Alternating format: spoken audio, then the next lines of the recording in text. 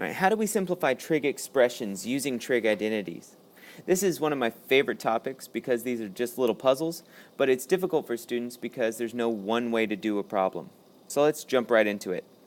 First off, we just have the reciprocal identities. These are reciprocals of each other. So secant and cosine, cosecant and sine, cotangent and tangent. Next we have one of our quotient identities formed by a division. The tangent of x is sine x over cosine x, because tangent comes from y over x. And we saw with the unit circle, the sine is the y value, and cosine is the x value. And because tangent and cotangent are reciprocals of each other, cotangent would just be cosine over sine. For the reciprocal and quotient identities, these also work for every term squared. And these, for example, are just read as like sine squared x. All right, and then we have the Pythagorean identities, and these come from the Pythagorean theorem. So let's look at this triangle. From this triangle, it should be obvious that x squared plus y squared is equal to 1 squared, or just 1. So let's think about what would the cosine of theta be here? It would be x over 1, which is just x. And the sine of theta would be y over 1, or just y. This means that I can substitute in cosine and sine for x and y in this equation. This gives me my very first Pythagorean identity. Cosine squared plus sine squared is equal to 1. The next two identities come from just taking cosine squared plus sine squared equals 1 and dividing everything through by cosine squared or by sine squared. On the left here, this divides to 1 plus tangent squared theta equals secant squared theta. This is another one of our Pythagorean identities. And then on the right, this would be cotangent squared theta plus 1 is equal to cosecant squared theta. This is the last of the Pythagorean identities. And we are also allowed to manipulate these. So I could use this identity by saying like 1 minus cosine squared theta is equal to sine squared theta, and so on and so forth. So now that we have those identities, now we're able to simplify. Skills that will help us are forming common denominators to add fractions and recognizing the difference of two squares. Whenever we're finished, we should have no fractions or identities left. So let's try some. First up, we're going to simplify cotangent of x times sine of x. If no identities are present, you just put everything in terms of sine and cosine. So here we'd have cosine of x over sine of x times sine of x.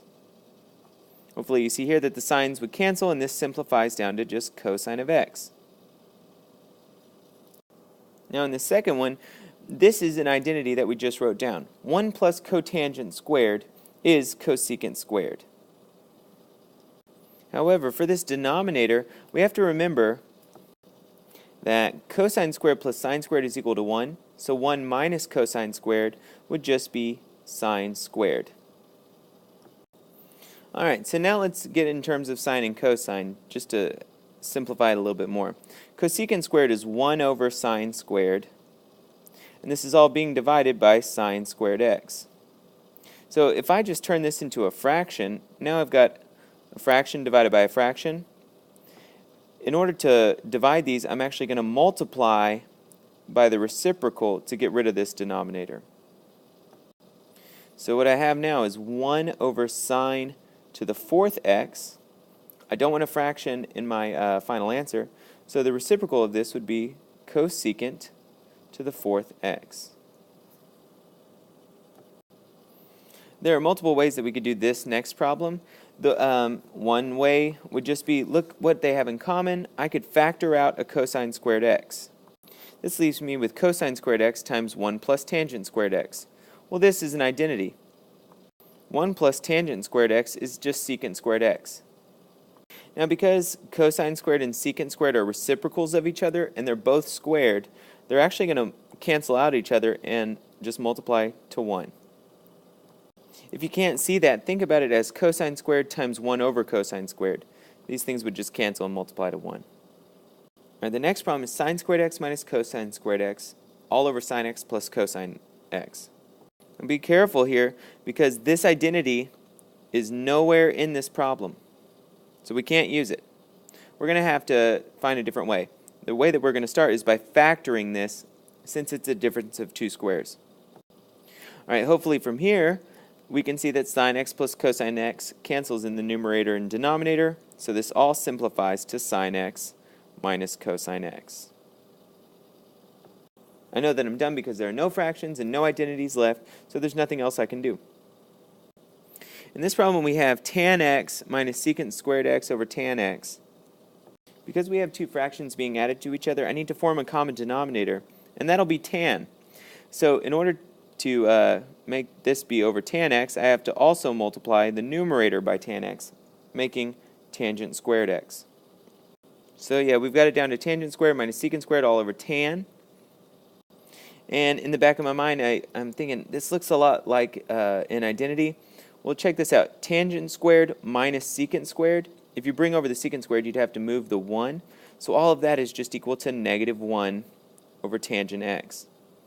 And 1 over tan is cotan, so this would just be negative cotangent x. At this point, if you're feeling really overwhelmed, that is normal. There are a million ways to do each one of these problems. You just have to do it over and over and over, so you start seeing things, like seeing that that's negative 1, and recognizing that 1 over tan is cotan. All right, but let's get into the last one. Secant of x minus cosine x squared on the outside here, plus sine squared x. Please do not write secant squared minus cosine squared and think that you did it right. This means you actually have to square this, so you need to multiply it all out. It multiplies out to secant squared x minus 2 secant cosine plus cosine squared. And then we still have this plus sine squared. Well, look what happened. What's cosine squared plus sine squared? This is just 1. Do we see anything else? Well, yeah, secant and cosine, these are reciprocals of each other, so this is just 1. So now we have secant squared x minus 2 times 1, so minus 2 plus 1, which is secant squared x minus 1. This is an identity. 1 plus tangent squared is secant squared, so secant squared minus 1 is just tangent squared x. All right, this is just an intro to simplifying using identities. We're going to be practicing this a whole lot, so try not to get too stressed out about it. Goodbye.